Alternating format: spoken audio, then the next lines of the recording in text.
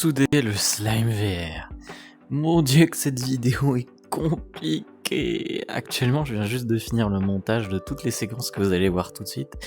Et je suis dead, il me reste plein de choses à faire.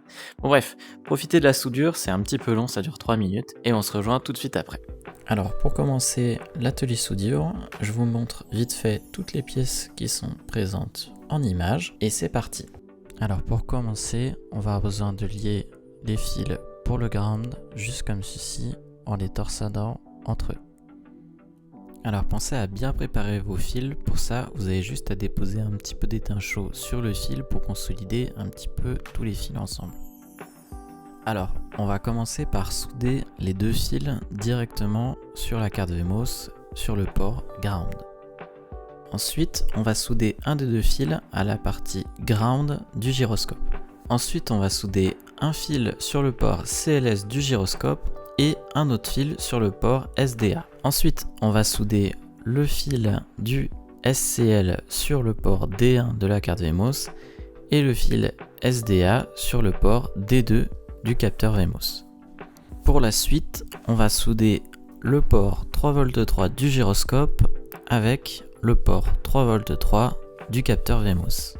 Passons aux diodes. Donc, il va falloir les aligner avec la petite barre grise que vous voyez au bout de la diode et les torsader entre elles, toujours du côté barre grise. Ensuite, on va prendre un fil et torsader une de ses extrémités sur les diodes qu'on vient de torsader à l'instant. Et évidemment, on va mettre une petite pointe de soudure en haut et en bas. Alors déjà, on va commencer par couper l'excédent d'acier des diodes, juste comme ça, histoire que ça abîme pas la gaine. Ensuite, on va poser une gaine, juste comme ça.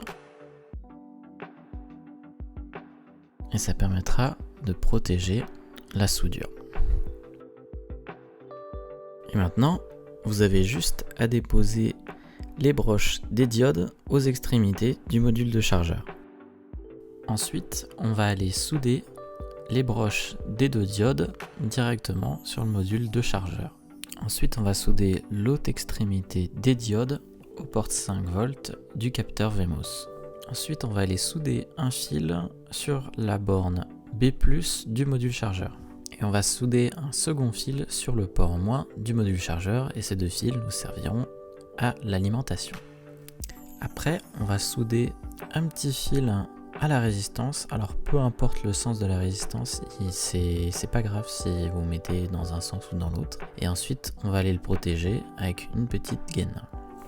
Alors avant de souder la résistance au capteur VMOS, je vais juste vous montrer comment la positionner histoire qu'elle ne gêne pas quand vous allez la mettre dans le boîtier. Une fois bien placée, on va souder au port AO du capteur VMOS. Ensuite on va souder sur le port out du module chargeur un fil. Alors pour la suite, vous allez préparer deux petites gaines et les gaines, on va les passer dans les interrupteurs une fois qu'ils sont soudés, histoire de les protéger. Et donc on va souder nos deux fils à la borne extérieure et à la borne intérieure. Suivez bien le schéma. Évidemment, n'oubliez pas de remettre les gaines. Bon, moi, comme vous pouvez le voir, j'en ai oublié une. Et la dernière étape, ça va être de lier les deux derniers fils ensemble qui iront sur la borne plus de l'alimentation.